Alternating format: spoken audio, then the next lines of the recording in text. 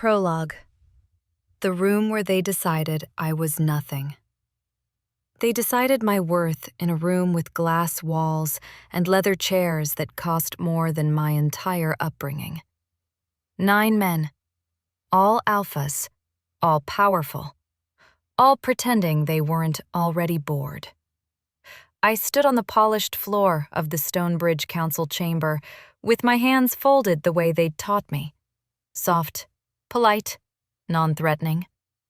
The posture of an Omega who knew better than to take up space where space was currency. Above me, the city lights glowed through the windows. Down below, my life waited to be categorized, approved, or quietly discarded. This was the Omega Allocation Council. Romantic name, clinical execution. My file sat open on the table. Bloodline, compliance record, fertility probability, psychological stability. 5 years of checkboxes and quiet obedience reduced to bullet points and risk percentages. I'd learned early not to hope.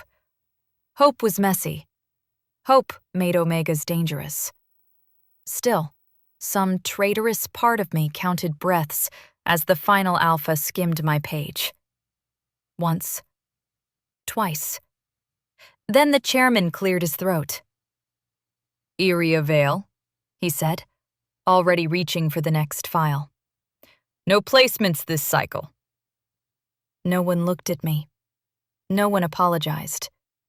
The silence wasn't awkward. It was efficient. I felt it anyway. A hollow drop in my stomach. Sharp. Unfamiliar. Like my body knew something my mind hadn't caught up to yet. 5 years registered. 5 years compliant. 5 years unclaimed. And just like that, I was closed out. Archived. Written off. If this is your first time here, hi! Welcome to Rene's Romance Stories, where fate has teeth and Omegas don't stay quiet forever. You might want to subscribe. I promise this gets uncomfortable for all the right people. Chapter 1. Unselected.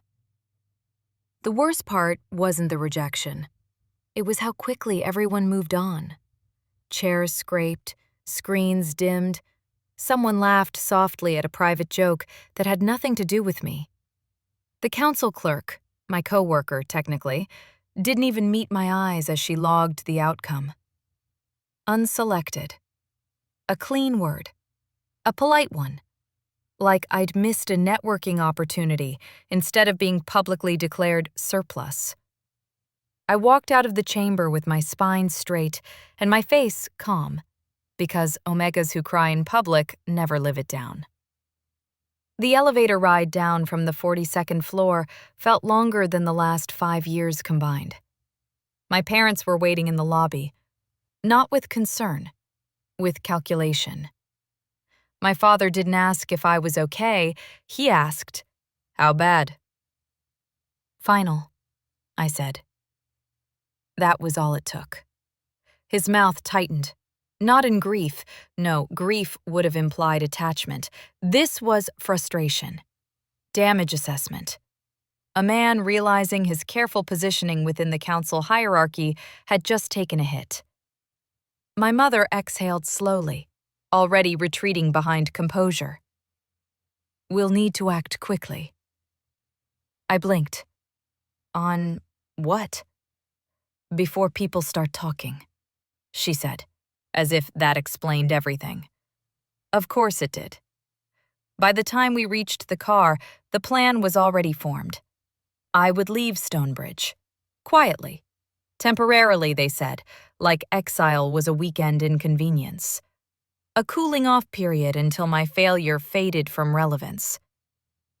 "You'll stay with relatives outside council territory," my father continued. "Off-grid. It's best." Best for him. Best for appearances. Best for pretending I hadn't just been weighed and found lacking in the only system that mattered. I nodded, because that's what I was trained to do. Nod, absorb, adjust. But as the city blurred past the window, that strange sensation returned, tight and unsettled, low in my abdomen. Not pain, not fear. Change. I pressed a hand there absently, breath hitching for half a second before I forced it steady. Stress, I told myself. It had to be stress. Because if it wasn't, if my body was doing something the council hadn't authorized, well, that would be ironic. And dangerous. And exactly the kind of mistake fate liked to make. Chapter 2. Damage Control. My parents didn't yell. That's how I knew it was bad. They sat across from me at the kitchen table like I was a quarterly loss they needed to explain to shareholders. The room smelled like lemon cleaner and disappointment. Everything was too neat, too controlled. My mother had already put away the mugs she'd taken out before the council session, as if optimism itself needed to be erased. My father broke the silence first. This puts me in a difficult position. Of course it does. I waited. I'd learned young that filling silence only made things worse. Silence made people reveal themselves. The chairman asked if you'd had any incidents, he continued. Emotional instability, resistance to suppression, anything that might explain the lack of interest. I let out a short breath that might have been a laugh if I'd been someone who laughed when cornered. And what did you say? That you've always been compliant, my mother answered smoothly. Which is true. There it was. The compliment that wasn't one.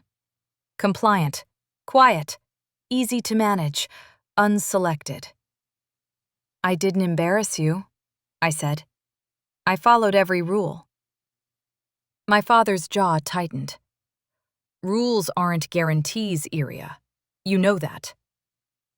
I did. I just hadn't realized how disposable I was once they stopped paying off. He leaned forward, lowering his voice as if the walls might report us. People notice patterns. 5 years without placement raises questions about bloodlines, about viability. Ah, there it is. Not am I okay, but am I broken? My stomach twisted again, sharp this time, sudden enough that I pressed my palm flat against it under the table. I focused on breathing through my nose. In, out, slow. Stress, I muttered, mostly to myself. My mother's eyes flicked to my hand, sharp, assessing. Then she smiled, the practiced social one. We've decided it's best if you leave the city for a while. I looked up. Decided? Yes, she said, before the rumor cycle turns ugly. So this is about optics. My father didn't deny it. Stonebridge is delicate right now. The council is watching everyone closely. I nodded slowly, the pieces clicking into place with nauseating clarity. They weren't afraid for me. They were afraid of me. Of what my failure said about them. Of what questions my continued presence might provoke. You'll go tonight, my mother added. Just essentials. No goodbyes, no posts. We'll tell people you're assisting relatives outside jurisdiction. And if I don't want to go? I asked quietly. That earned me my father's full attention at last. His gaze hardened. This isn't optional. There it was. The line where daughter ended and liability began. I stood up. My legs felt oddly heavy, like gravity had quietly increased when no one was looking. Fine, I said. I'll pack. My mother relaxed visibly, already moving on in her mind. Good. This is for the best. I paused at the doorway, my hand on the frame. For one reckless second, I considered asking them if they loved me, if any of this hurt them the way it was hurting me. But I already knew the answer. Love had conditions here, and I had failed to meet them. In my room, I opened my dresser and stared at the neat rows of neutral clothing, everything chosen to be unobtrusive, counsel-appropriate, forgettable. I packed mechanically. Clothes, identification, the suppression meds I'd taken every morning like a promise to stay small. I hesitated over the pill bottle. The nausea crept back, slow and insistent. I frowned, then shoved the bottle into my bag anyway. Habit 1. By the time I zipped it closed, the house was quiet again. Too quiet, like it already knew I was leaving. As I headed for the door, my father called out, "Iria!" I stopped. He didn't look at me when he spoke. "This will pass. Keep your head down. Don't make trouble." I swallowed. Wouldn't dream of it. Outside, the city air felt colder than it should have been. I stepped onto the sidewalk with my bag over my shoulder and the weight of being unselected pressing between my ribs. I didn't know where I was going yet. I just knew one thing with absolute certainty. Stonebridge had decided I was expendable. And something deep inside me, quiet, patient, and suddenly very awake, did not agree. Chapter 3. Leaving Stonebridge. Stonebridge looks different when you're no longer trying to belong to it. The towers don't gleam. They loom. Glass and steel stacked like monuments to decisions made without consent. The streets hum with late-night traffic and ambition, and the low-level aggression of too many alphas packed too tightly together. I'd lived here my entire life, worked here, obeyed here, and somehow I'd never really seen it. I walked instead of calling a car. Part stubbornness, part instinct.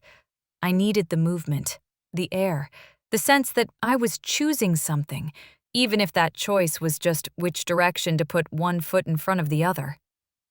My bag cut into my shoulder. Good. The discomfort anchored me. With every block I put behind me, the council's invisible leash loosened. Surveillance thinned the farther I got from the central districts. The scent of alpha dominance, sharp, polished, curated, faded into something less suffocating. Real. By the time I crossed the old freight bridge at the edge of the city, my phone buzzed once and then went dead. No signal. I stopped in the middle of the bridge and laughed. Actually laughed. It came out brittle and surprised, like my body hadn't been consulted in years and was thrilled about it. "Well," I murmured to the empty night, "that feels illegal." Beyond the bridge, Stonebridge gave way to forgotten infrastructure, abandoned warehouses, cracked pavement, and the dark sprawl of land the council pretended didn't exist because it didn't turn a profit. Unregulated territory. Unclaimed. The nausea hit again then, harder this time. Not sharp, rolling. I leaned against the railing, breathing through it, pressing my palm low against my stomach like I could physically argue with whatever was happening inside me. Stress, I told myself again, because the alternative required questions I wasn't ready to ask. I kept walking. The suppression meds rattled softly in my bag with every step, a reminder of who I was supposed to be. Small, contained, predictable. I'd taken my dose that morning out of reflex. The thought irritated me now. At the edge of the industrial zone, the road thinned into a cracked service path leading toward the old forest preserve. The city lights dulled behind me, replaced by shadows and the scent of damp earth. And something else. I slowed. The air felt heavier, charged, like the moment before a storm breaks. My Omega instincts, those dulled, medicated things I'd been told not to trust, stirred uneasily. Not fear, not exactly. Awareness. I swallowed, heart picking up speed. "Great," I muttered. "Either I'm finally losing it, or I just wandered into something expensive." The forest rose ahead of me, dark and dense, a jagged line where civilization stopped pretending it was in control. Council maps labeled it Restricted Buffer Zone. Unofficial translation: we don't own this, and it scares us. I stepped past the last flickering streetlight and onto the dirt trail without hesitation. The moment my foot hit soil, the sensation inside me shifted, subtle but unmistakable, like something unclenched, like a held breath finally released. The nausea eased, my shoulders dropped an inch, my senses sharpened. I inhaled deeply and froze. The forest smelled wrong. Not rotten, not dangerous in the obvious way. Powerful. Ozone. Smoke. Something ancient and male that had nothing to do with council cologne or polished dominance. Every instinct I'd been trained to suppress flared awake. My pulse skidded. I stood very still, listening to the night sounds rearrange themselves around me, aware, suddenly, undeniably, that I was no longer alone. "Well," I whispered into the dark, fingers tightening on my bag strap. "If this is where I die, I want it noted for the record that the council missed a lot." Somewhere ahead, a branch snapped. Slow. Deliberate. Whatever was out there, it wasn't surprised to find me. And the terrifying part, neither was my body. Chapter 4. The Wrong Territory. The forest went quiet.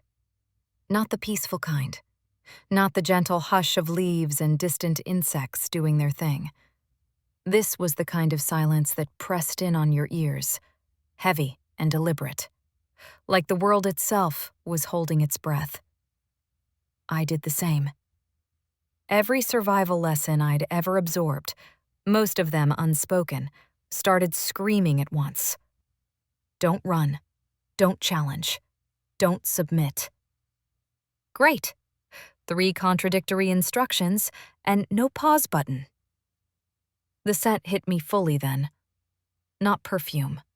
Not pack-marked dominance like the Council Alphas wore. Clean, manufactured, designed to intimidate in boardrooms and bedrooms alike. This was raw. Ozone and smoke. Like a storm that hadn't decided whether to break or burn the ground clean. Earth and metal, and something so old it made my bones ache in recognition. My Omega instincts surged, unfiltered and furious, and I had to clamp down on a groan before it escaped my throat. "Okay," I whispered, mostly to myself. "That's excessive." I turned slowly, heart pounding, scanning the dark between the trees. The moonlight barely reached the forest floor, shadows stacking on shadows until everything looked like it could move if it wanted to. Something did. A shape shifted to my left, too large to be a deer, too quiet to be human. I backed up a step, then another. The nausea returned in a sharp, dizzy wave that had nothing to do with fear. My hand flew to my stomach on instinct, breath catching. "No," I hissed under my breath. "We are not doing this right now." That's when I saw the eyes. Gold. Not reflective like an animal's. Not glowing with aggression. Watching. Measuring. The wolf stepped fully into view, and my brain short-circuited. It was massive, easily twice the size of anything I'd ever seen outside heavily edited council footage. Its coat was dark as wet asphalt, swallowing the moonlight instead of reflecting it. Every line of its body screamed controlled power, coiled and waiting. This wasn't a rogue. This was a warning sign the council had failed to acknowledge. I didn't scream. Points for personal growth. I didn't run either, which felt less like bravery and more like my legs filing a formal resignation. The wolf's head tilted, just slightly. Curious, not hungry. That somehow made it worse. My Omega responded without permission, heat curling low in my belly, awareness flaring so hard it blurred the edges of my vision. I hated it. Hated the way my body recognized dominance without asking my opinion. Absolutely not, I told it. Him. Whatever. I'm not on the menu. The wolf exhaled slowly. The sound vibrated through the ground and straight into my bones. Then, because fate has a flair for drama, the air shimmered. 1 second there was a wolf, the next, a man stood where it had been. Tall, broad, built like violence had taken notes.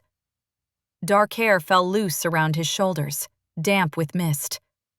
His clothes were practical, black, worn, unmarked by council insignia or pack branding. And his eyes. Still gold, still watching, still dangerous in a way that had nothing to do with temper and everything to do with restraint. He looked at me like he already knew 3 things about me I hadn't admitted to myself yet. "You walked a long way from city lights," he said calmly. His voice was low, rough-edged, threaded with dry amusement. Not threatening, not welcoming. Observant. "I had a falling out with bureaucracy," I replied, because sarcasm had always been my last line of defense. "It's a condition." One corner of his mouth twitched. "Interesting. Stonebridge doesn't usually lose Omegas this late at night." My spine stiffened. "I'm not lost." "No," he agreed, gaze dipping briefly, too briefly, toward my stomach before returning to my eyes. "You're running." I bristled. I prefer strategically withdrawing. That earned me a quiet huff of a laugh. Not unkind, not loud. Dangerously human. He took 1 step closer. Not invading, not retreating. Just enough to make the air between us thrum with tension. "This is my territory," he said. "Unregulated, unregistered, and very inconvenient for people who like rules." I swallowed.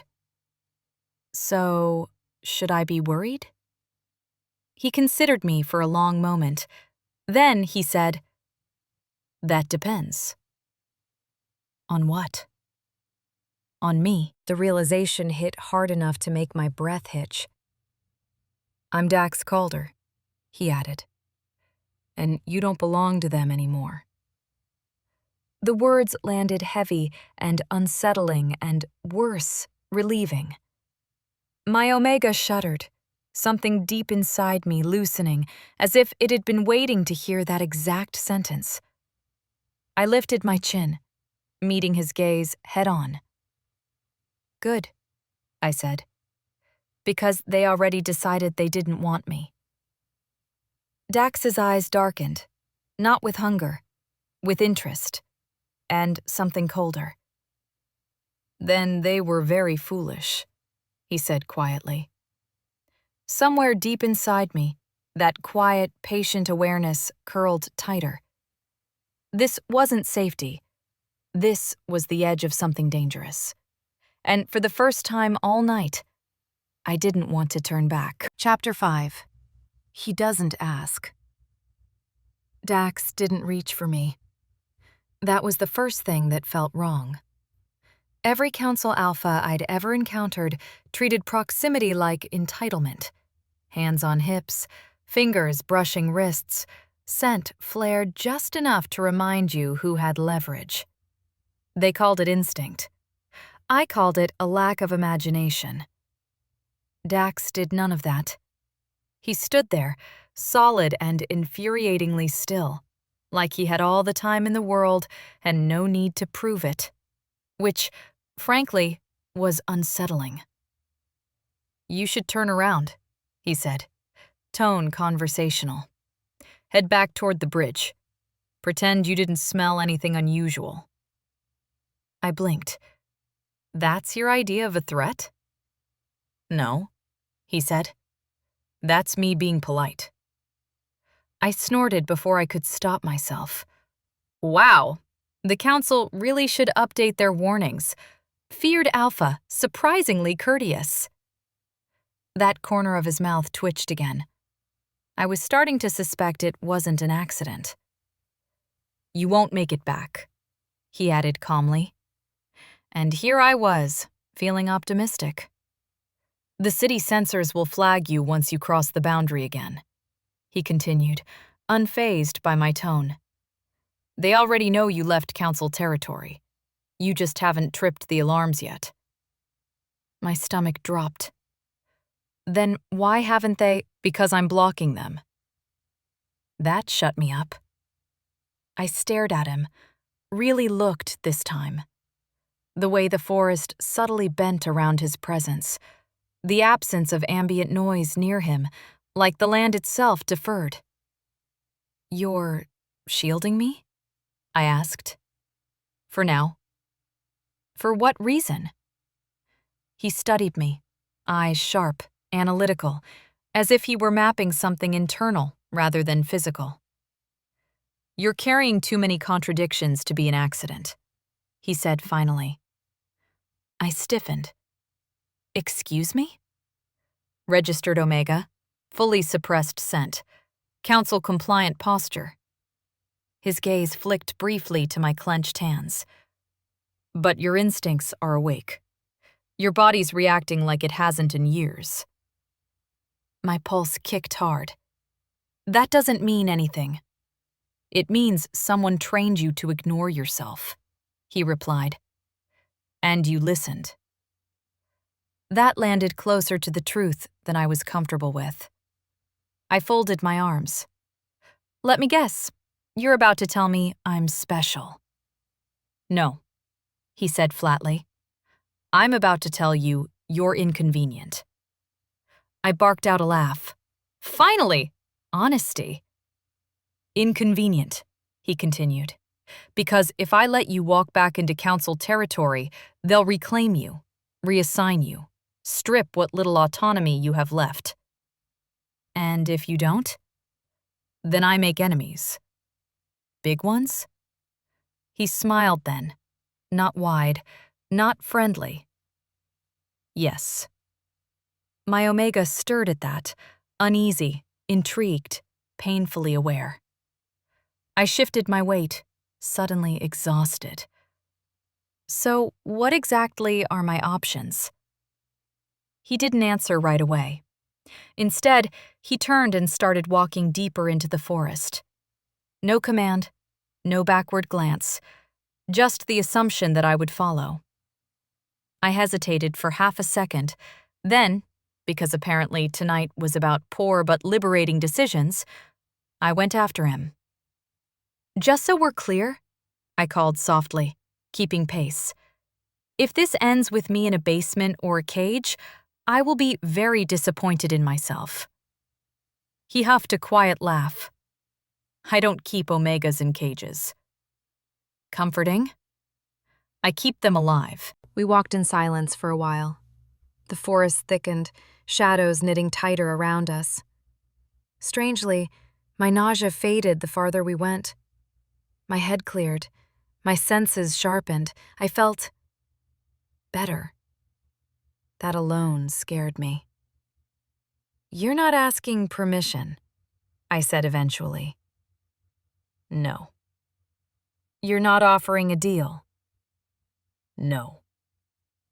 Then what is this? He stopped and turned to face me, close enough now that I could feel the heat of him, steady and contained. His gaze softened just a fraction. Not weakness. Precision. "This is me giving you a choice," he said, "without selling it." I frowned. Those sound mutually exclusive. They're not. His eyes dipped again, just briefly, to my stomach. Thoughtful, concerned. "You can walk away at the tree line ahead. I won't stop you." "And if I don't?" "Then you come with me," he said simply. "Not as property, not as leverage. As someone under my protection." Something inside me tightened. Protection always has a price. "Yes," he agreed, "but not the one you're expecting." I swallowed, that low, strange awareness pulsing again beneath my ribs. My body felt different, quieter, like it trusted the ground for the first time in years. "Okay," I said slowly. "One rule." He raised an eyebrow. "You don't get to decide who I am," I finished. "Not the council, not my family, and not you." Dax studied me for a long moment. Then he inclined his head. "Respect. Real." "Good," he said. "I was hoping you'd say that." He turned and continued walking, and I followed, heart pounding, instincts awake, and a dangerous, thrilling thought curling through me. He didn't ask. And somehow, that made it feel like the first honest choice I'd made in years. Chapter 6. Terms, not chains. Dax's territory didn't announce itself with fences or warnings. It shifted.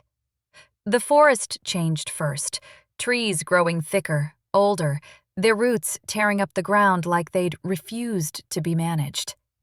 The air felt denser, warmer, threaded with a low hum that settled into my bones and stayed there. "Home," my Omega whispered. I ignored her. We emerged into a clearing carved deliberately from the land, not violently, but with purpose. Low structures sat half-hidden among the trees, steel reinforced with stone, solar panels disguised beneath leaf cover, motion lights recessed so deeply they barely glowed. Not a fortress, a refusal to be found. I slowed, suddenly very aware of the fact that I'd followed a dangerous alpha into the middle of nowhere with nothing but a bag, a half-charged phone, and questionable life choices. "So," I said lightly, "either this is where you murder me, or this is where you explain why I'm not dead yet." Dax glanced over his shoulder. "If I wanted you dead, you wouldn't have made it off the bridge." Comforting. Again. As we crossed into the clearing, the nausea hit hard, sharp enough that I staggered a step. My breath caught, a flash of dizziness washing over me like heat.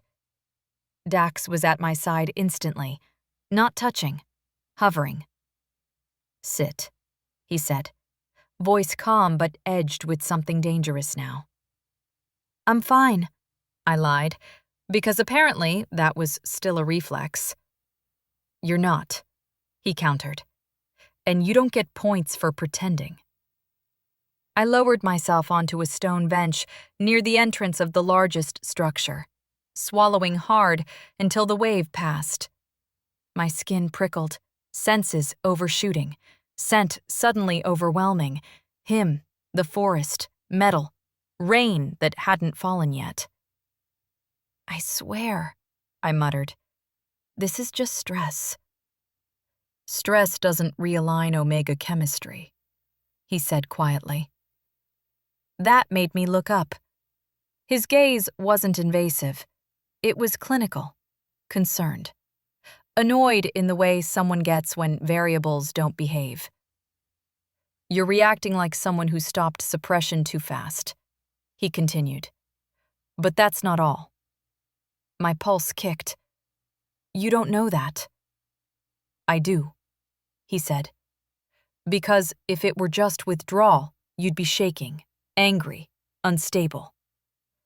And instead, you're grounding." That was true, disturbingly so. The nausea eased. My breathing evened out. The longer I sat there, the more my body seemed to settle into itself, like it had been waiting for permission. "I don't like the sound of that," I said. "You don't have to like it," he replied. "You just have to listen to it." I huffed. "That's rich, coming from someone who didn't ask before abducting me." He straightened slightly. "I didn't abduct you. You led me into a hidden compound in the woods." "Yes." "That's not helping your case." A pause. Then, unexpectedly, he smiled. Fully this time. Brief. Dry. "Fair." He stepped back, giving me space. Real space. "Let's be clear about something, Iria Vale." My spine stiffened at the sound of my name on his tongue. It felt deliberate, anchoring. "You are not a prisoner here," he said. "There are no locks on the doors, no guards assigned to watch you. And the catch? There are rules." I folded my arms. "There it is."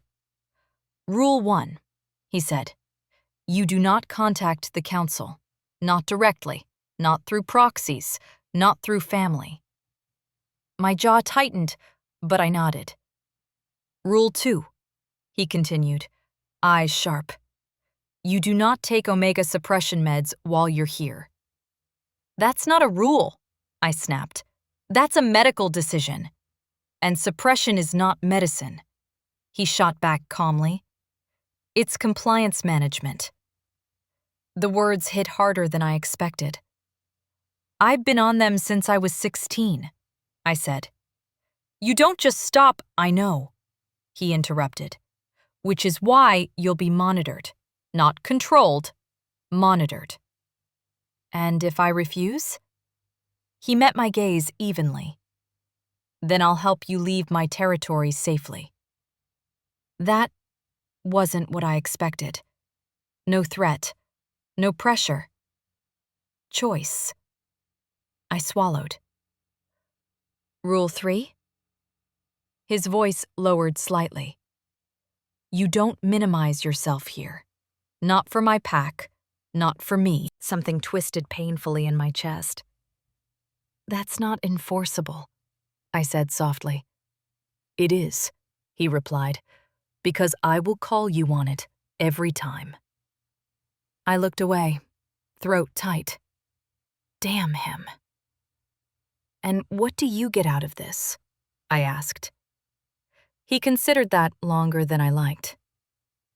"Stability," he said finally.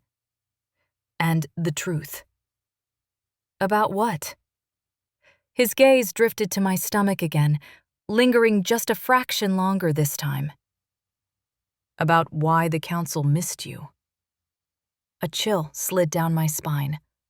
Before I could press him, footsteps sounded at the edge of the clearing. A woman emerged from the trees, tall, scarred, her presence sharp and assessing. "Maeve," Dax said. "This is Iria." Maeve's eyes swept over me with unnerving precision, then softened just a touch. "So," she said, "you're the one making his territory twitch." I blinked. "I have that effect on people." Maeve snorted. "You're going to want tea, and a chair, and probably a conversation you're not ready for." I looked between them, unease and something dangerously close to relief tangling in my chest. "Okay," I muttered. "I officially feel like I missed a memo." Dax's mouth curved faintly. "You missed several," he said. "We'll start slow." And for the first time since the council chamber, I believed him. Chapter 7. The Gilded Safe House. The room they put me in looked like a lie. Not an obvious one, no velvet ropes or crystal chandeliers. Just clean lines, warm light, and furniture chosen for function over display. A bed wide enough to sprawl in without fear of falling off. A window that faced the trees instead of a wall. Thick curtains that could be drawn or left open at my discretion. Choice, masquerading as comfort. I dropped my bag by the door and stood there for a moment, waiting for the walls to close in. They didn't. That made me nervous. Maeve leaned against the doorframe, arms crossed, watching me with the unblinking calm of someone who'd survived worse than curiosity. "You're not caged," she said, like she'd read my mind. "But you are protected." "I'm learning those are different things," I replied. She huffed. "Good. Most people never do." She gestured around the room. "Dax overcorrects with safety. Has since the council tried to take his pack apart 10 years ago." "That explains the aesthetic," I said, waving vaguely. "Industrial chic bunker." Maeve's mouth twitched. "You'll notice the doors don't lock from the outside." I tested it. She was right. My chest tightened despite myself. "And the guards?" I asked. "Watching the perimeter, not you." I nodded slowly. He's serious about the not a prisoner thing. Maeve studied me for a long moment. He doesn't lie about consent. That felt like a loaded statement, so I let it sit. She left me with a mug of tea that smelled faintly of mint and something sharper underneath. The moment I took a sip, my stomach eased like it had been holding a grudge. I stared into the steam. That's suspicious. After she left, I wandered the room, cataloging exits, corners, blind spots, old habits, trauma habits, survival habits. The nausea stayed gone. Instead, a heavy warmth settled low in my abdomen, unfamiliar, steady, almost protective. I frowned, pressing my palm there again. "You're being dramatic," I whispered to my body. We just had a rough day. My body apparently did not care. A knock came at the door a while later. Dax waited until I said, "Come in," which was new and irritatingly respectful. He didn't cross the threshold, just leaned one shoulder against the frame, arms folded loosely, gaze assessing. "Still breathing?" he asked. "Barely," I deadpanned. The luxury almost killed me. He snorted. "You'll adjust." "I don't plan to get comfortable." "That's fine," he said. "Just don't get small." There it was again, that phrase. I crosses my arms. "You keep saying that like it's a habit I can break overnight." "You don't have to break it," he replied. "Just notice when you're doing it." I didn't like how close that landed. Silence stretched, not awkward, but charged. My senses brushed against his presence, aware without being overwhelmed. He kept his scent tightly leashed, and that restraint was unnerving. "So," I said eventually, "does your pack always greet unexpected Omegas with tea and ominous silence?" "Only the ones who don't panic," he said, "or submit." I lifted my chin. "I don't do either." His gaze warmed, not predatory, appreciative. "I noticed." I hesitated, then asked the question that had been gnawing at me since the clearing. Why me? He didn't answer immediately. His eyes drifted to the window, the dark line of the forest beyond. Because you crossed a boundary knowing it might cost you, he said finally. Because your instincts are waking up despite years of chemical restraint. Because you didn't beg when you realized you were vulnerable. I swallowed. That's not usually what gets Omegas protected. No, he agreed. It's what gets them erased. A chill traced my spine. And you? I asked quietly. Why protect people the council doesn't want? His jaw tightened. Because someone has to.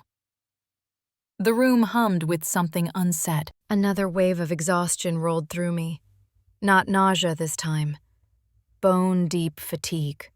The kind that settles after adrenaline burns off. Dax noticed immediately. You need rest, he said. I'm fine, I started. I know. He cut in gently. Which is why you should rest anyway. I glared at him. You're very bossy for someone who claims not to be. I'm worse when I am, he said dryly. He pushed off the doorframe and paused. Maeve will check on you in the morning.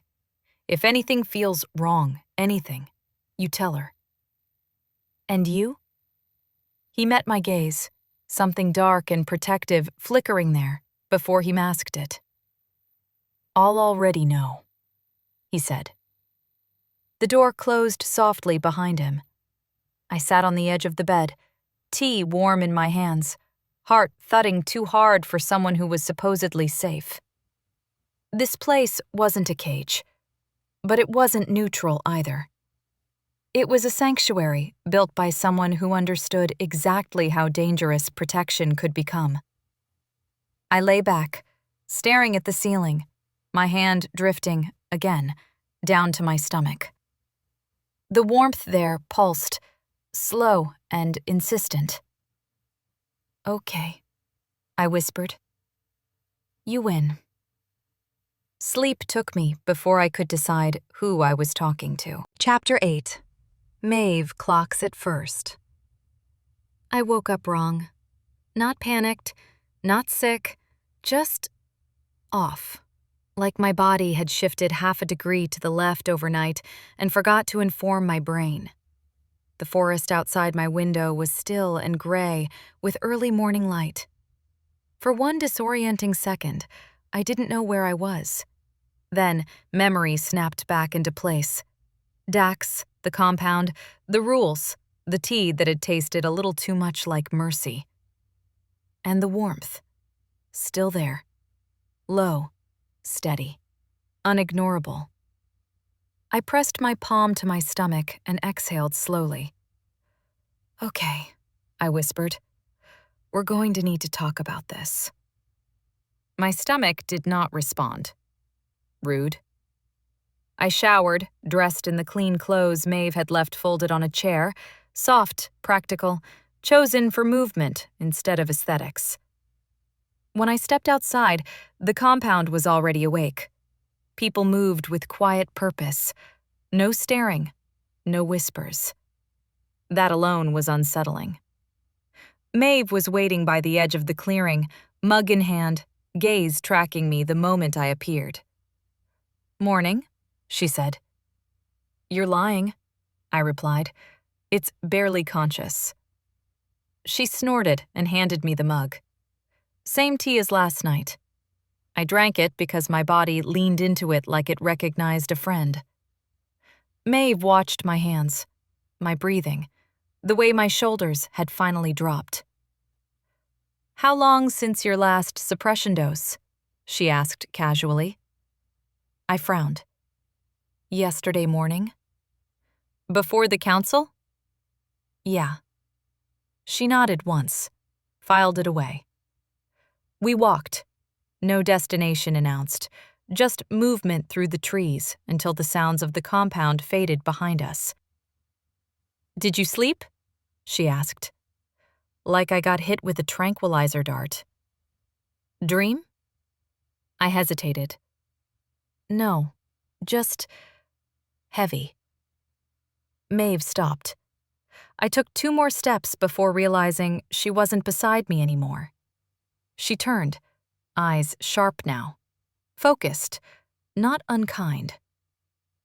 "You've been nauseous," she said. "Intermittent. Worse at night. Better after grounding." I stiffened. That could be anything. "Heightened scent sensitivity," she continued calmly. "Emotional spikes. Sudden fatigue. Appetite shifts." I opened my mouth. She lifted a hand. "And don't tell me stress. I've lived with stress. Stress doesn't stabilize you." My pulse kicked hard. "I need you to answer me honestly," Maeve said, "because I don't ask twice." I swallowed. "Okay. When was your last bleed?" The forest seemed to tilt. My voice caught. "I don't know. They were irregular on suppression. Before that." I did the math in my head. Twice. 3 times. My stomach dropped. Maeve watched my face change and nodded once, grim but unsurprised. "Yeah," she said quietly. "That's what I thought." "No," I breathed. "No, that's not possible." "It is," she said, "and it's happening." I stared at her, the world narrowing to the space between us. Every sound dulled. My heart hammered like it wanted out. "I would have known," I said desperately. "The council would have flagged it. They monitor everything." Maeve's mouth curved, not in humor, in something sharp and bitter. "They monitor what they want to own," she said. "Early-stage Omega pregnancies slip through all the time, especially suppressed ones." I pressed my hands flat against my stomach, panic surging. "They can't," I whispered. "They can't find out." "They won't," she said firmly. "Not here." I looked up. "You don't know that." "I do," Maeve replied. "Because Dax would burn Stonebridge to the ground before letting them touch you." That didn't comfort me. "That's not—" I swallowed hard. "This doesn't get to become about him." Maeve's gaze softened, just a fraction.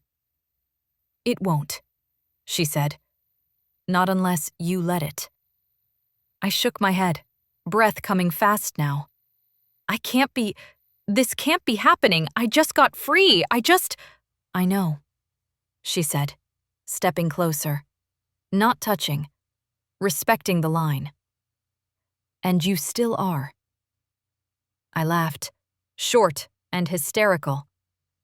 "I'm pregnant in a territory the council doesn't control. That's not freedom. That's a target." Maeve didn't argue. "That's power," she said instead. "If you keep it." I stared at her. "What?" "Omegas don't get to decide what pregnancy means," she continued quietly. "The council does. They commodify it, register it, trade it." She met my gaze, unflinching. "Unless you don't let them." The words sank in slowly. Terrifying. Heavy. Real. "What do I do?" I asked. Maeve's answer was immediate. "You breathe," she said. "You decide who knows. And you remember, this doesn't make you small." I swallowed, nodding numbly. "Dax?" I asked. She shook her head. "Not yet. This is yours first." A branch snapped somewhere behind us. We both turned. Dax stood at the edge of the clearing, expression unreadable, gaze fixed on my face. Then, slowly, his eyes dropped to my hands, which were still pressed protectively against my stomach. The air went very, very still. Maeve exhaled under her breath. "Well," she muttered. "So much for timing." My heart lurched, and in that moment, I knew. Everything had just changed. Chapter 9. Controlled explosion. Dax didn't move. That was the first thing I noticed. Not a step forward, not a breath I could hear. Just stillness, so complete it felt engineered.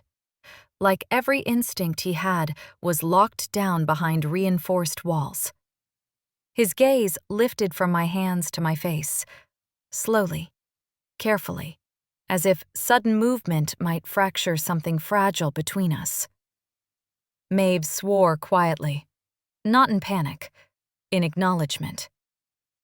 "I'll give you space," she said, already backing away. "You'll find me if you need me." Then she was gone, melting into the trees like she'd never been there at all, leaving me alone with the most dangerous man I'd ever trusted not to hurt me. "Well," I said hoarsely, because silence was suddenly unbearable. "This isn't how I planned to tell you." Dax's jaw tightened. "You weren't going to," he said. It wasn't an accusation. It was a fact. "I didn't know how," I shot back, defensive instinct flaring. "And before you say anything, this doesn't make you entitled to anything. My body, my decisions, none of it." "I know," he said immediately. Too fast, too sure. That stopped me cold. "I know," he repeated, quieter now. "And I'm not here to claim anything." Claim. The words scraped raw. I took a breath, then another. My heart was racing, but underneath it, steady. Anchored. "I don't need protection because I'm pregnant," I said, forcing the words out. "If that's what this turns into, I walk." Dax flinched. Actually flinched. "Look at me," he said. I didn't want to. I did anyway. His eyes weren't burning. They weren't possessive. They were dark, with something restrained so tightly it bordered on painful. "I protected you before I knew," he said. "Before I suspected. This doesn't change why you're here." "Then what does it change?" I demanded. He took one step closer, stopped, like crossing an invisible line he'd drawn for himself. "It changes the threat model," he said. "That's all." I scoffed. "That's supposed to be comforting?" "It's supposed to be honest." I swallowed, my hands tightening over my stomach again before I could stop myself. His gaze flicked there. This time, he didn't look away. Not possessive. Protective. Like someone cataloging risks, escape routes, contingency plans. "Are you afraid?" he asked. The question hit harder than any declaration could have. "Yes," I said, voice shaking despite my best efforts. "And angry. And—" I laughed bitterly. God, the irony. They rejected me while my body was doing exactly what they would have exploited. "They don't get access," he said flatly. I snapped my gaze back to his. "That's not your call." "No," he agreed. "It's yours. I'm just stating a boundary I'll enforce if they try to cross it."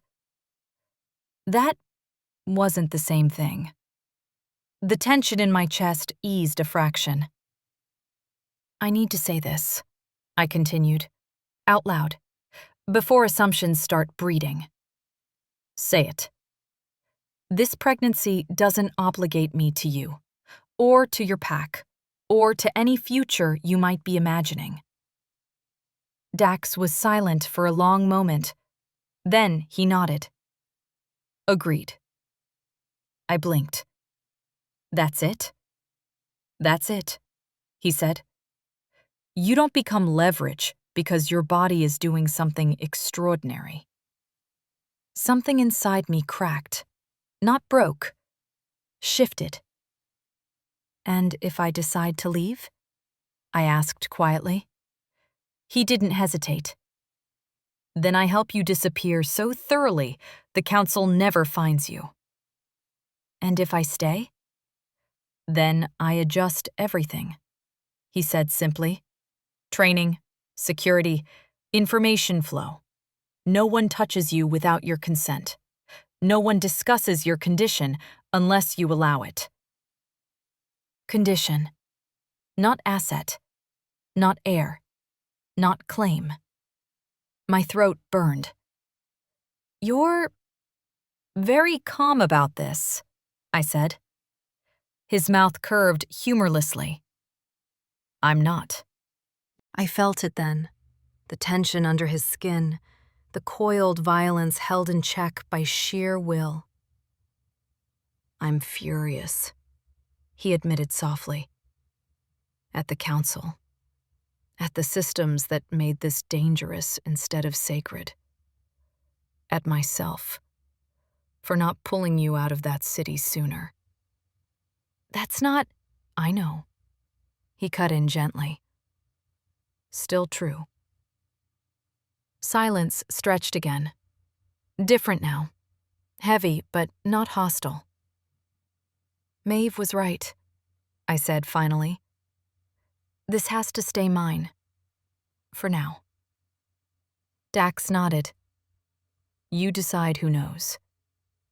And you won't... I hesitated. You won't change how you treat me? He met my gaze steadily. I will be more careful, he said. Not more controlling. I exhaled, a shaky sound I hadn't realized I'd been holding back. Okay, I whispered. Okay didn't mean acceptance. It meant survival. It meant choice. Dax stepped back then, giving me space again. I'll inform the perimeter team that you're under heightened privacy protocols, he said. No explanation given. And the pack? They'll know not to ask. I nodded. As he turned to leave, I called out, Dax! He paused. Thank you, I said, for not making this about you. His shoulders tightened. When he looked back, his eyes were fierce and steady, and very, very dangerous. I would never insult you like that, he said. Then he was gone. I stood there alone, hands still resting over my stomach, heart pounding, but not panicking. The world hadn't ended. It had narrowed. And somewhere deep inside me, beneath fear and anger, and the weight of impossible futures, something else stirred. Resolve. The council thought pregnancy made an Omega predictable. They were wrong. And when they came looking for me, I would be ready. Withdrawal. I used to think suppression meds made me calm. Turns out they just made me quiet. The crash didn't come all at once. It crept in like something patient, something that had been waiting years for me to finally stop holding the door shut. It started with heat. Not the pleasant kind. Not desire. This was a deep, crawling warmth under my skin, like my nerves were waking up one by one and resenting how long they'd been asleep. I woke drenched in sweat, heart racing, sheets twisted around my legs like they were trying to restrain me on instinct alone. Okay, I muttered into the dark. This is fine. Everything is fine. My body disagreed. Every scent slammed into me at once, the forest damp and alive beyond the walls, the metallic tang of reinforced steel, the faint ozone trace that told me Dax was somewhere awake and moving nearby. That last one hit hardest, not because it pulled, because it grounded. Which was unfair and suspicious. I rolled onto my side and promptly gagged, scrambling for the small basin Maeve had left by the bed. Dry heaves racked me, violent and humiliating, until my eyes watered and my ribs ached. So this is how it's going to be, I thought bleakly. My body reclaiming itself with zero regard for my dignity. The next hours blurred, hot, cold, shaking, not shaking. My emotions swung like they'd been unchained, anger flashing sharp and sudden, grief following close behind with no warning. I cried, which I hated. I laughed once too, hysterical and breathless, because of course I did. At some point, I ended up sitting on the floor with my back against the bed, hugging my knees to my chest like that might physically hold me together. Maeve came and went quietly. Water, cool cloth, her presence steady, wordless. "You're doing it right," she said at one point, when I started apologizing for existing too loudly. "By suffering?" I croaked. "By not fighting it," she replied. At another point, somewhere between dawn and the gray nothing that followed, I sensed him before I heard him. Dax didn't come into the room. He sat on the other side of the door. I knew because my Omega knew. Because my body, traitor that it was, relaxed a fraction the moment he was there. I hated that. "I'm not coming in," he said quietly, voice pitched low enough not to intrude. "Maeve said you needed space." I pressed my forehead against my knees, teeth chattering. "That's considerate of you," I managed. "I'm capable of growth." A weak laugh escaped me before I could stop it. "Congratulations." Silence stretched between us, not empty. Held. "Do you need anything?" he asked after a moment. "No," I snapped automatically. Then, because withdrawal stripped away filters as efficiently as it stripped dignity, I added, "Yes, I don't know, maybe. I don't want you to fix this." "I'm not trying to," he said. "Good," I whispered, "because if you try to make this easier, I might let you. And I don't want to owe anyone for surviving my own body." The pause on the other side of the door was long. Then, "I respect that." Something in my chest loosened at the words. The worst of it hit mid-morning. My muscles seized without warning, cramps curling low in my abdomen that made my breath stutter and my vision blur. Panic flared, sharp and animal. Maeve was there instantly. "Breathe," she commanded. "It's withdrawal, not labor." That did not help. "I swear," I gasped, clutching her arm. "If my body is multitasking right now, I will riot." Maeve snorted despite herself. "Not yet." Eventually, mercifully, it passed. Not gone, but dulled to a heavy ache, like I'd run miles I hadn't trained for. I slept then, deep and dreamless. When I woke, the light had shifted. Late afternoon. The room smelled different. Calmer. I sat up slowly, testing. My limbs ached, but the noise in my head had quieted. My emotions felt aligned. Sharp, yes, but mine. Maeve was seated in the chair by the window. "You crossed the worst of it," she said. I swallowed. "How bad was it?" "For someone suppressed as long as you?" She tilted her head. You did better than most. I almost laughed. Almost. And now? I asked. Now your body recalibrates, she replied. You'll feel things more, smell more, react faster. Sounds exhausting. It is, she agreed. And it's also power. I leaned back against the pillows, exhausted in a way that felt earned. The door creaked softly. Dax stood there this time, not entering, just visible. His gaze swept over me quickly, cataloging details like a habit he didn't bother hiding. You're steadier, he observed. High praise, I said weakly. I don't give false ones. Maeve rose. I'll leave you two. Dax waited until she was gone. Then he said, You didn't break. I met his eyes. No, I said. I didn't. And for the first time since the council chamber, I believed it completely. Whatever came next, training, confrontation, war, it would meet me whole. Chapter 11.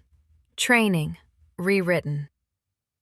Training didn't start with weapons. It started with breathing. Maeve made me stand barefoot on packed earth at dawn, the forest still mist-heavy and quiet, and told me to close my eyes. Feel where you are, she said, not where you were taught to stand. I was taught not to stand anywhere noticeable, I muttered. Exactly. She circled me slowly, voice calm and precise. Your balance has been built around minimizing impact. Shoulders tucked, core disengaged, weight back. That posture kept you safe in the city.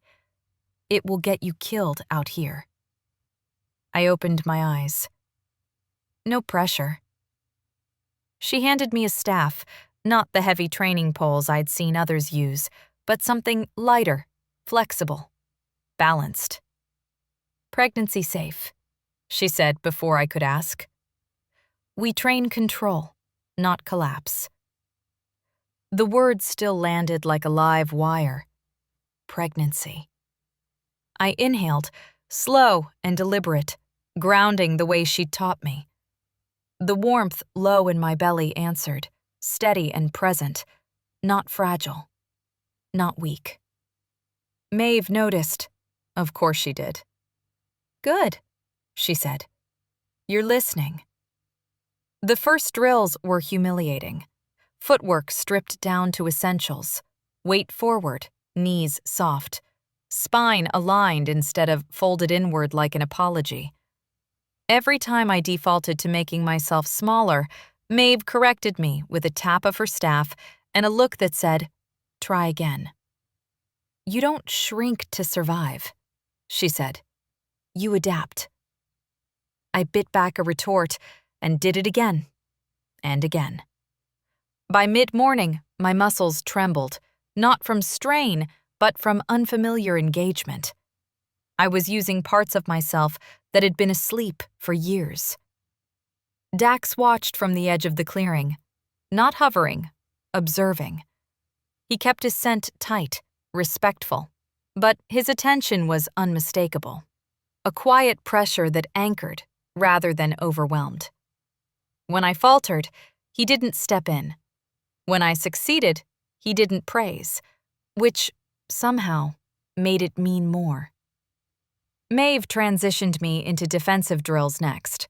Blocks, redirects, no strikes aimed at power centers, no sudden torque. Your center of gravity has shifted, she said. So has your instinct. You're more protective now. I noticed, I said dryly. I glared at someone for standing too close to a tree earlier. Maeve smirked. Good. Channel it. She demonstrated a slow, controlled parry. I mirrored it, staff humming softly as it moved. The motion felt right. Fluid, purposeful, not violent, strong. A ripple of approval moved through the watching pack members. Not loud, not dramatic. Respect here didn't announce itself. It settled. We paused for water. I drank deeply, pulse steady, body warm instead of overheated. The nausea didn't return. Maeve watched me over the rim of her bottle. How do you feel? I checked in honestly. Muscles tired, breath full, mind clear. Like I'm allowed to be here, I said. She nodded once. That's the point. Dax approached then, stopping at a careful distance. You're adjusting faster than expected. I raised an eyebrow. Should I be offended? No, he said. Impressed. It wasn't flirtation. It wasn't dominance. It was acknowledgement. I set the staff down and met his gaze. I don't want to be sidelined. You won't be, he replied without hesitation. Your training changes. Your relevance does not. Something in my chest eased. We moved into scenario work next. Awareness drills, threat assessment, escape routes. Maeve talked me through situations the Council never prepared Omegas for. Being followed, being cornered, being underestimated. Especially that last one. When they think you're weak, she said, you control the tempo. I smiled. I have practice with that. By the time the session ended, sweat dampened my hairline and my limbs ached pleasantly. Not exhaustion. Capability. As I stretched, Dax spoke quietly, meant only for me. You're not fragile.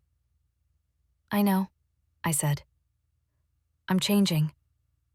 He studied me for a moment, eyes dark with something fierce and restrained. So am I. The pack dispersed, murmurs low and thoughtful. No challenges, no whispers. Just recalibration. I stood there a moment longer, hand resting unconsciously over my stomach. Not shielding, not hiding. Claiming space. For the first time, training hadn't been about preparing me to belong to someone else. It had been about preparing me to belong to myself. And whatever storm the Council sent next, they would find me standing. Chapter 12. The Council Sniffs the Air. The first sign wasn't a patrol. It wasn't a drone either, which would have been sloppy for people who liked plausible deniability. It was silence. The forest went watchful, the way animals do when something unfamiliar crosses the wind. Birds stopped mid-call. Insects quieted. Even the pack's usual rhythm, footsteps, low conversation, the thud of training, shifted half a beat slower. Maeve felt it before anyone said a word. Hold, she murmured, palm raised as we worked awareness drills along the ridge. I froze, breath steady, staff grounded. My senses flared, clearer now, sharper since withdrawal, and I caught it. Not a scent, an absence, like the air had been skimmed clean. Council? I asked quietly. Maeve's mouth tightened. Maybe. Or someone hoping to be. We didn't move. We didn't chase. That was rule 1 here. Never show curiosity to something that wants your attention. Dax appeared a moment later, soundless as a thought. He took in the ridge, the tree line, the way the wind leaned away from the valley. They're testing the perimeter, he said. They found me, I said, not a question. They found noise, he corrected, not you. That should have comforted me. It didn't.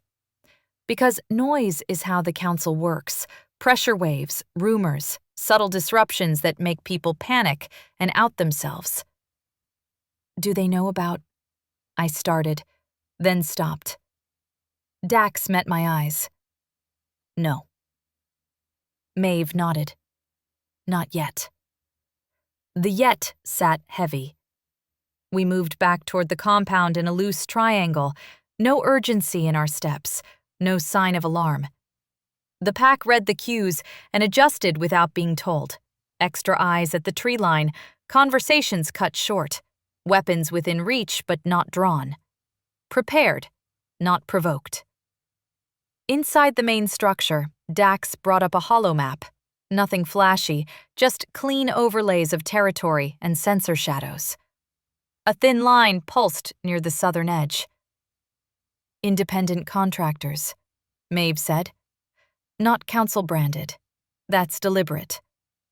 Deniability, I muttered.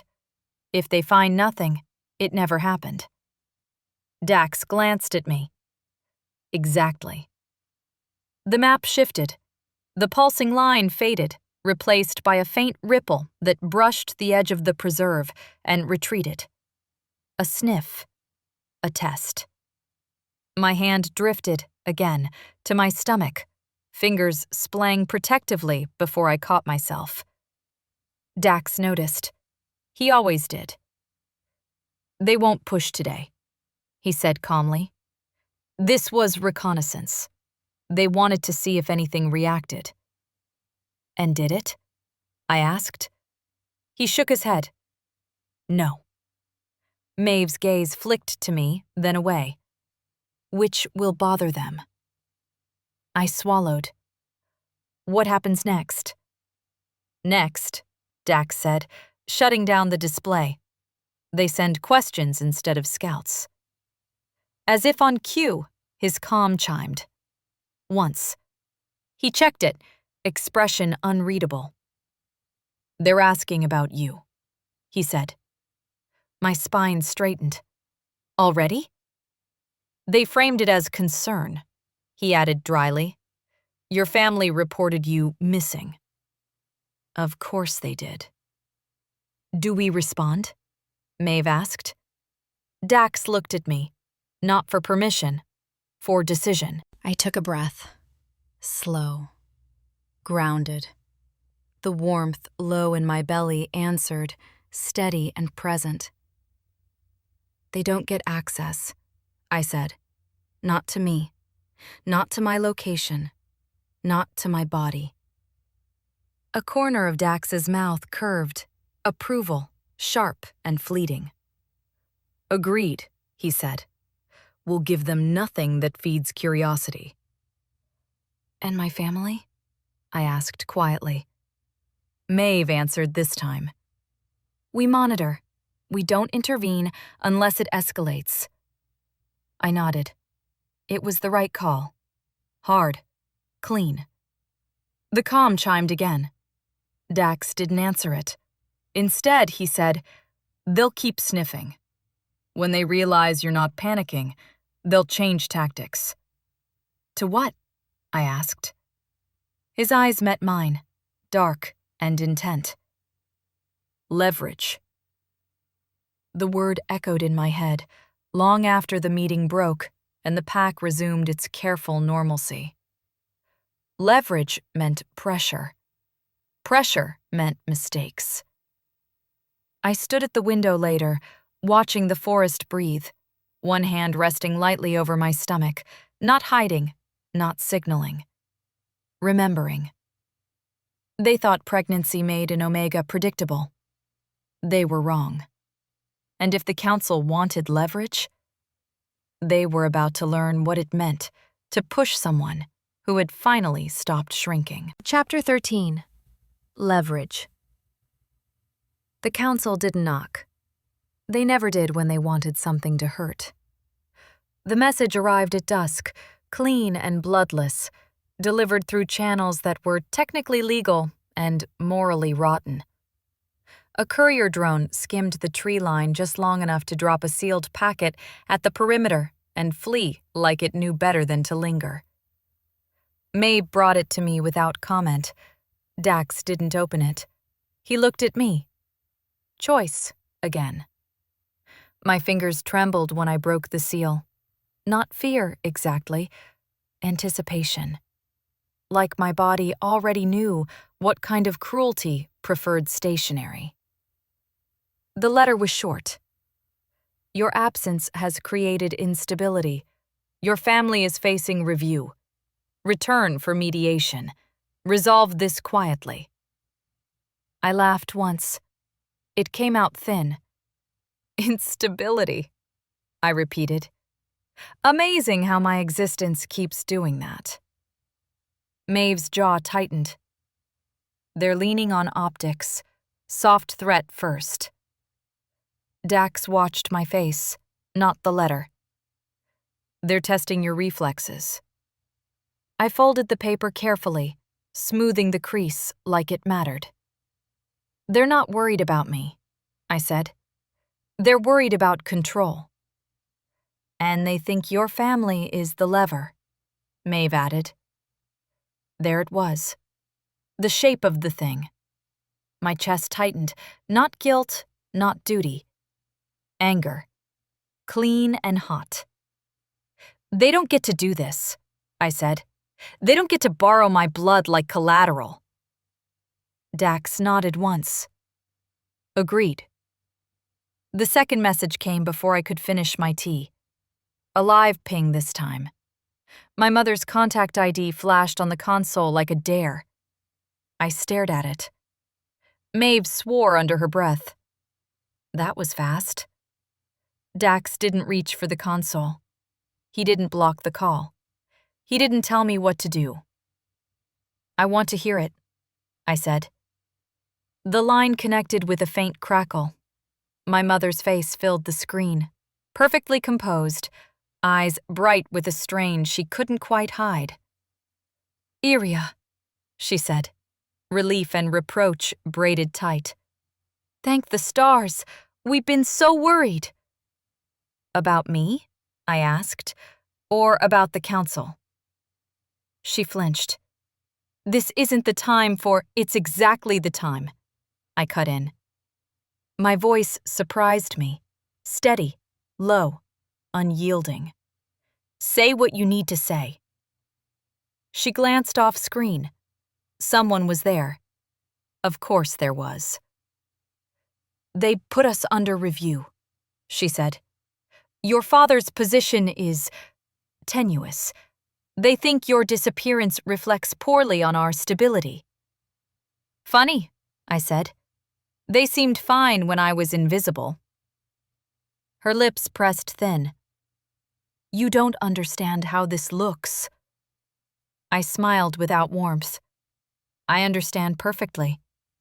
You want me to come back and stand still while they decide what to do with me. Silence. Then, softer, weaponized.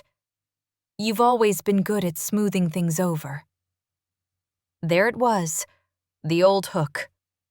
I leaned back in my chair and let the anger settle where fear used to live. One hand rested over my stomach, grounding, not shielding. I'm not coming back, I said. Her breath hitched. Iria. And if they pressure you again, I continued, tell them this. I leaned closer to the screen, gaze sharp enough to cut. I am not missing. I am not unstable. And I am not available for mediation. A pause. Then, who are you with? I glanced at Dax.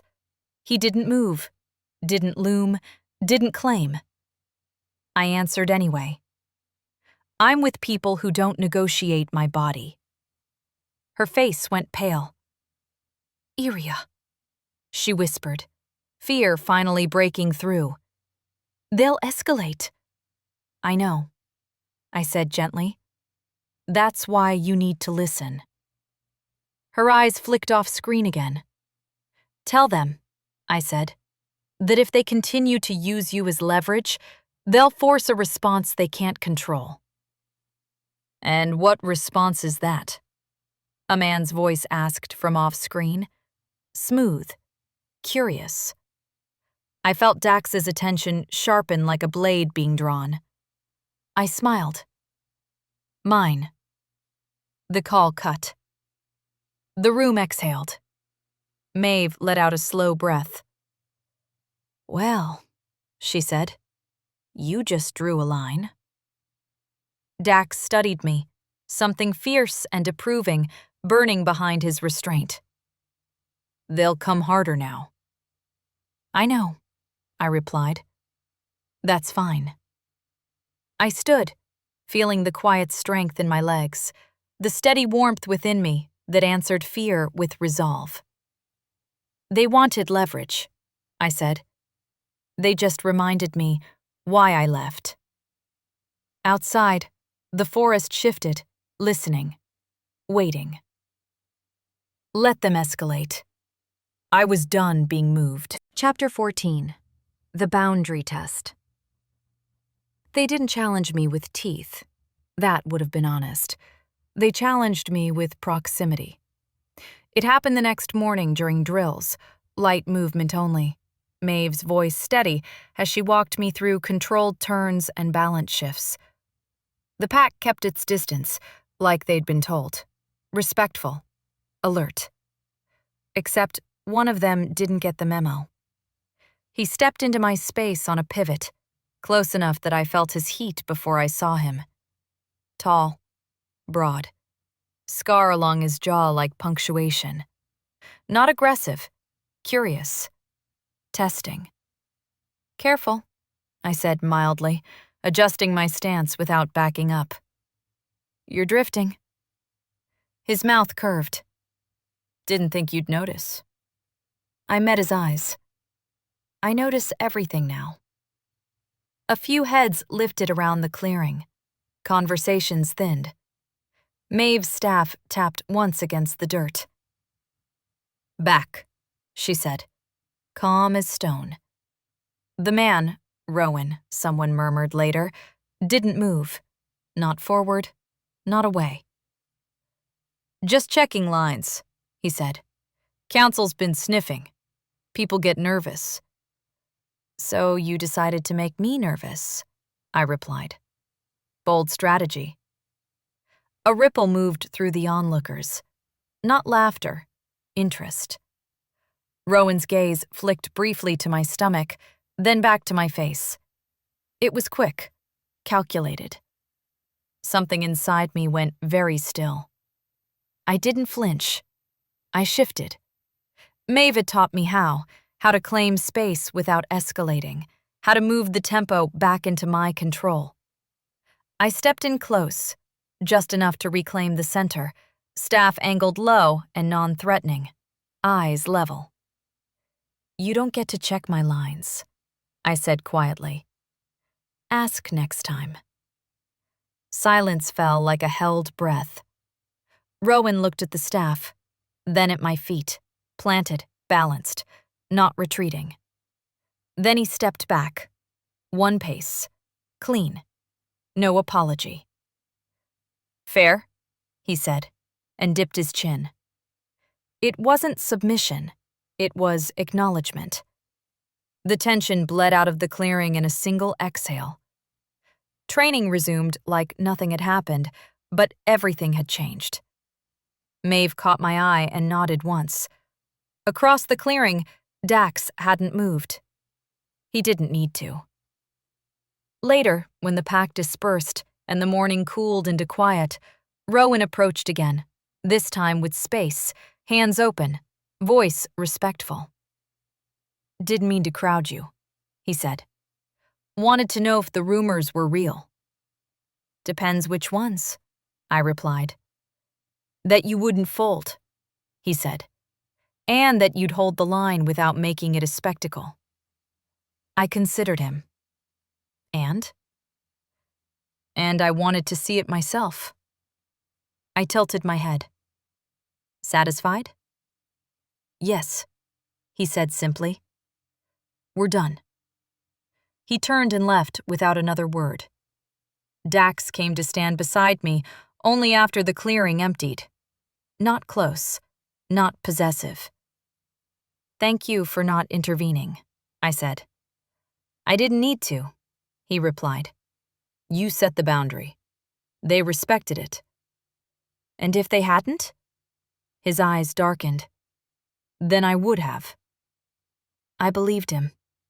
As the forest settled back into itself, I rested a hand over my stomach, not to hide, not to signal, to anchor. The council thought pressure would make me bend. The pack thought proximity would make me shrink. They were all learning the same lesson, one line at a time. I knew where my boundaries were now, and I could hold them. Chapter 15. Quiet Intimacy. Night settled gently here.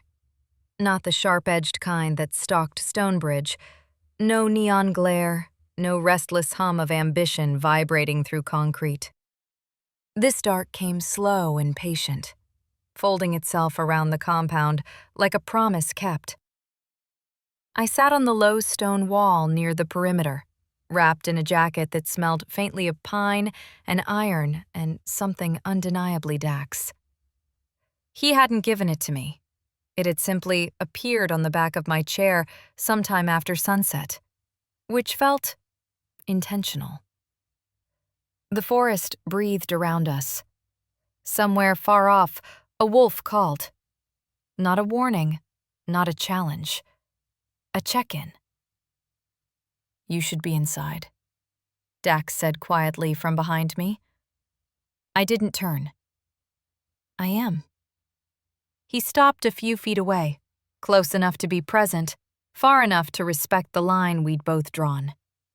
The restraint between us had become a language of its own. You held the boundary today, he added. So I've been told. Most people escalate, he said. You redirected. I'm tired of being reacted to, I replied. I prefer choosing. A pause. That's why they're nervous, he said. I smiled faintly. Good. He stepped closer then, not into my space, just beside it, and leaned his forearms on the stone wall, gaze following mine into the trees. For a long moment, we simply existed in parallel. It was intimate. Not because of touch, because of quiet. Do you ever regret it? I asked suddenly. Living like this? Outside everything? He didn't answer right away. When he did, his voice was low and honest. Only when people confuse safety with ownership, he said. I don't regret building something that can't be bought. I nodded. That resonated deeper than I expected. My hand drifted, again, to my stomach. Not fear this time. Recognition. A small, steady pulse that felt less like a secret and more like a truth settling into place. Dax noticed. He always did. You don't have to explain anything, he said softly. I know. Silence returned, thicker now, but not heavy. Whatever happens next, he continued, you won't face it alone. That's not a claim. That's a choice. My throat tightened. I turned to look at him then. Really look. The dangerous calm, the coiled restraint, the dark humor tucked just beneath the surface like a blade kept sheathed on purpose. You're very good at not crossing lines, I said. He met my gaze steadily. Because crossing them without consent makes everything rot. Something in my chest eased at the words. I shifted closer, just enough that our shoulders brushed. Once. Electric. He didn't move away, didn't lean in either. We stayed like that, balanced on the edge of something neither of us rushed to name. This, I said quietly, is harder than fear. Yes, he agreed. It's also stronger. I closed my eyes for a second, letting the night anchor me, letting the warmth inside me respond. Not anxious, not threatened. Held. When I opened them again, I felt steady. Not claimed, not hidden. Seen. If the council came tomorrow, if they came with contracts or threats or force, they wouldn't just be facing an Omega who refused to shrink. They'd be facing someone who had learned what quiet power felt like and wasn't willing to give it up. Chapter 16. Escalation. The council didn't wait for morning. They never did when they wanted fear to do the talking. I was halfway through a slow, controlled stretch, Maeve's new favorite way to remind me that strength didn't have to be loud, when the perimeter alarms shifted pitch. Not blaring, not panicked. Alert. Dax was moving before the sound finished registering in my bones. "Stay here," Maeve said automatically. I straightened. "No." She looked at me, measuring, then nodded. "Then you stay behind." We reached the ridge as 3 figures emerged from the tree line, hands visible, movements deliberately non-threatening in the way only professionals ever manage. They wore no council insignia, no pack colors, but I could smell it on them anyway. Authority. Control. Ownership dressed up as concern. One of them stepped forward, a man with careful eyes and a voice trained to soothe. "We're here to conduct a welfare check," he called. "Registered Omega, Iria Vale." I felt the heat rise in my chest. Not panic. Rage. Dax stopped beside me, not in front. Never in front.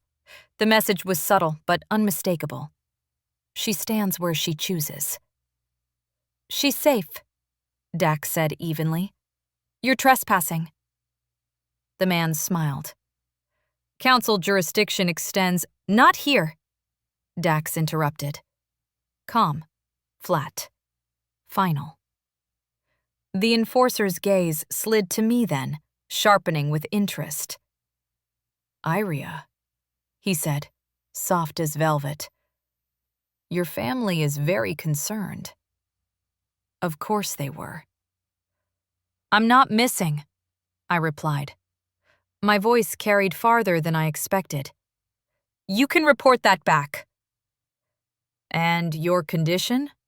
another asked, eyes flicking, too quickly, to my stomach. Maeve's staff struck the ground once. A warning. "You don't get to inventory my body," I said, stepping forward before anyone could stop me. "You don't get to speculate, and you definitely don't get to test boundaries you don't own." The first man's smile thinned. "We're only trying to help." I laughed. Not hysterical, not loud. Sharp. "You showed up uninvited, at night, with plausible deniability and questions you aren't entitled to," I said. "That's not help. That's pressure." Dax shifted, just enough to let his presence roll outward, controlled but unmistakable. The air thickened. The forest leaned in. "This is your one warning," he said. "Leave." For a heartbeat, no one moved. Then, the second enforcer glanced at the tree line, at the pack that had quietly assembled, without fanfare, eyes bright, stances grounded. Calculations changed. The first man inclined his head. "We'll report that you refused mediation." "Good," I said. "Make sure you spell it correctly." They retreated slowly, professionally, disappearing back into the forest like a bad idea that knew when it was outmatched. Only when the silence returned did I realize my hands were shaking. Dax noticed. He didn't touch me. He didn't say "I told you so." He said, "You did well." I exhaled, the tension draining in a rush that left me dizzy. "That wasn't a test," Maeve said quietly. That was a line cross. And now? I asked. Dax's gaze was fixed on the place the enforcers had vanished. Now, he said, they stop pretending this is about concern. I rested my hand over my stomach, grounding, steady. Good, I replied. I'm done pretending too. The night closed in around us, not threatening, protective. And somewhere deep inside me, beneath fear and fury and the weight of what was coming, certainty settled like a promise kept. They had escalated. So would I. On my terms. Chapter 17. The Offer. They sent it at sunrise. Not another team, not another threat disguised as concern. An invitation. Clean, formal, sealed with council encryption so old it reeked of tradition and entitlement. Request for mediation. Location, Stonebridge Civic Hall. Attendance, required. Subject, status resolution. I read it twice, then laughed. That's their pivot, Maeve said, reading over my shoulder. When force fails, they offer legitimacy. On their terms, I replied. Dax didn't take the tablet. He didn't need to. His attention stayed on my face, not the message. They'll frame it as protection, he said. Stability, safety for your family. And for the child, I finished. He nodded. They'll imply it without writing it. I set the tablet down carefully, the way you do with something sharp. If I go, they'll try to box me in with procedure, delay, jurisdiction. And if you don't, Maeve said, they'll keep escalating around you, pressure your parents harder, stir rumors, manufacture risk. I closed my eyes for a beat, listening inward, to the steady warmth, the quiet pulse that had become a constant companion rather than a surprise. I'll go, I said. Dax's jaw tightened. With conditions. Of course, I said. Mine. We planned it like a negotiation, not a rescue. No ambush, no theatrics. No alpha posturing that would let them paint me as controlled or coerced. I would walk into Stonebridge on my own feet. Dax would attend as an observer, not a claimant. Maeve would stay back, insurance, not backup. By the time the city skyline rose ahead of us later that afternoon, I felt oddly calm. Stonebridge looked the same, glass towers catching the sun, streets humming with orderly power. But I didn't feel small in it anymore. Civic Hall was already full. Council members lined the dais like judges in a morality play. My parents sat off to the side, faces tight with rehearsed concern. I didn't look away.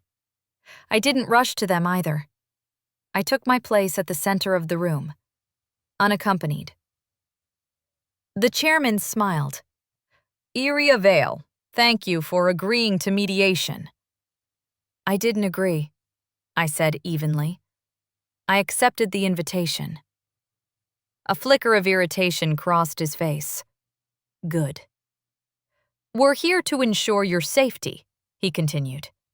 Recent reports suggest you may be— Stop, I said. The word cut clean through the chamber. You don't get to define me today, I went on. You don't get to speculate about my body, my location, or my future. You invited me here to resolve instability. Let's be honest about what that means. Murmurs rippled. The chairman leaned forward. We're prepared to offer protections, official status, resources. And oversight, I said. Registration, monitoring. Safeguards, another counselor corrected.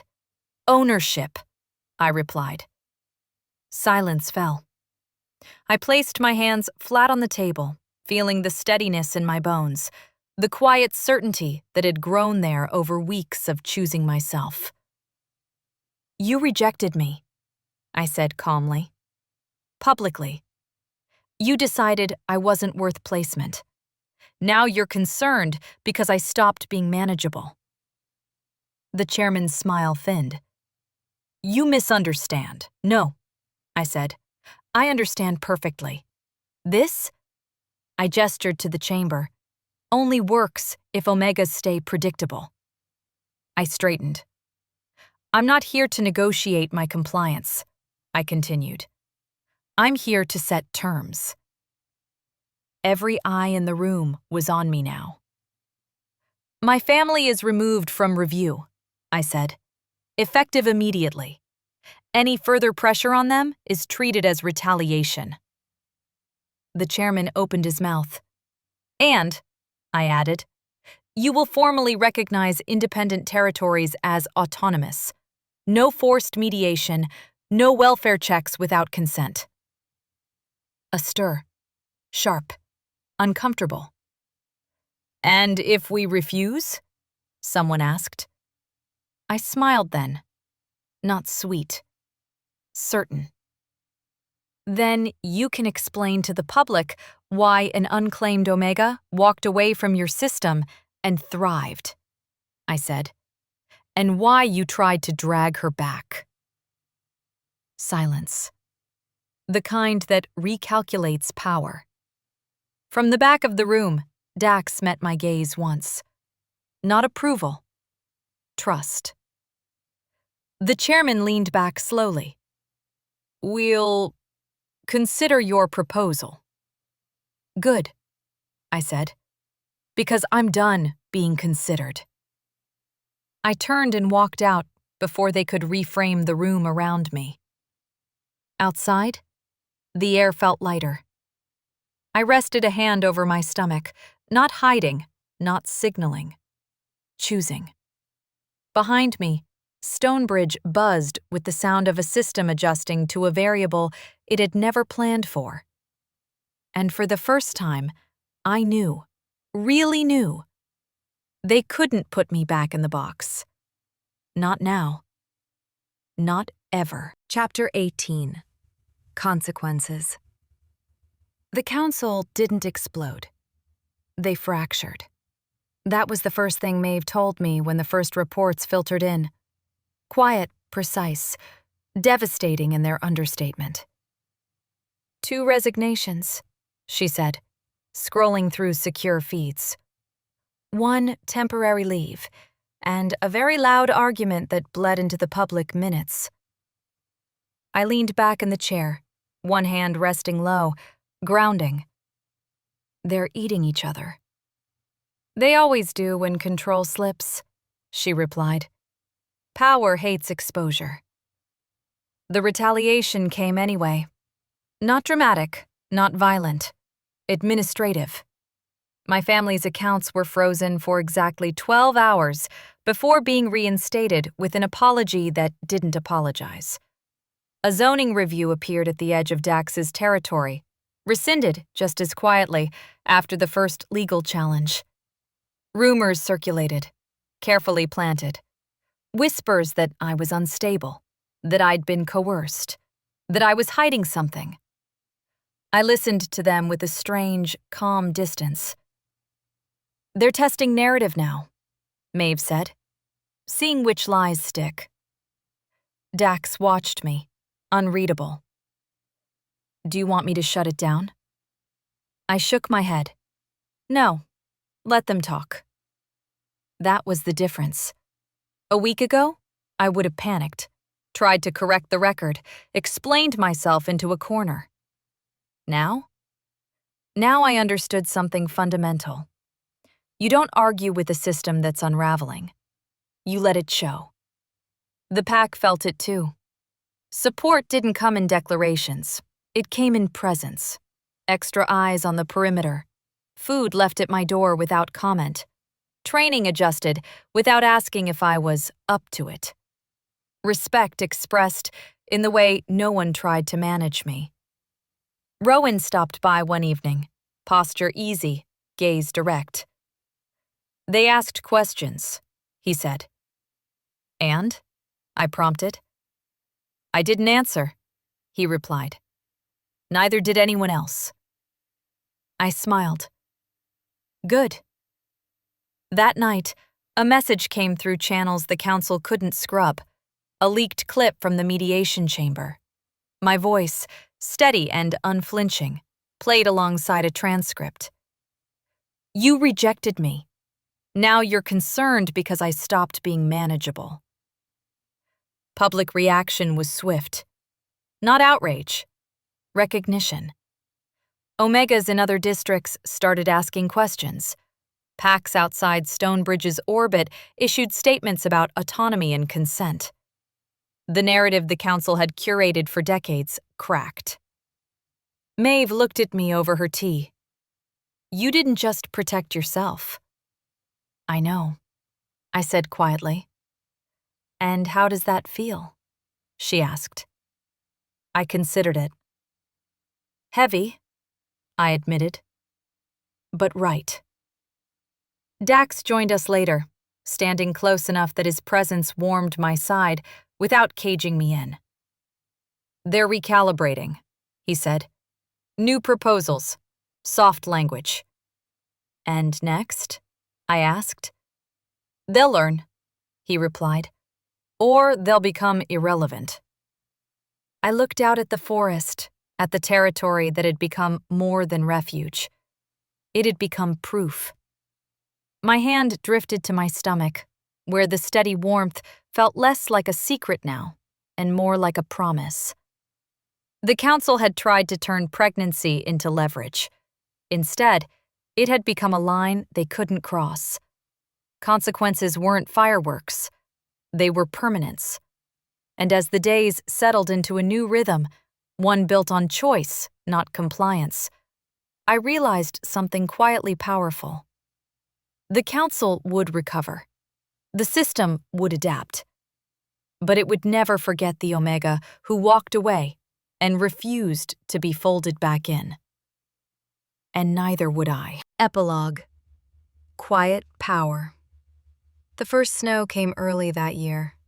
It dusted the forest in soft white, clinging to branches and stone like the world had decided to exhale all at once. The compound moved slower now, not from caution, but from peace. I stood on the porch with a mug of tea warming my hands, watching breath fog the air. My balance had shifted again, center of gravity settling into something new and undeniable. My body felt strong, adapted. Mine. Life grew quietly inside me, steady, stubborn, unafraid. No council registry marked it. No approval stamped its existence. That felt like victory. The pack moved around me in easy orbits. No hovering, no whispers.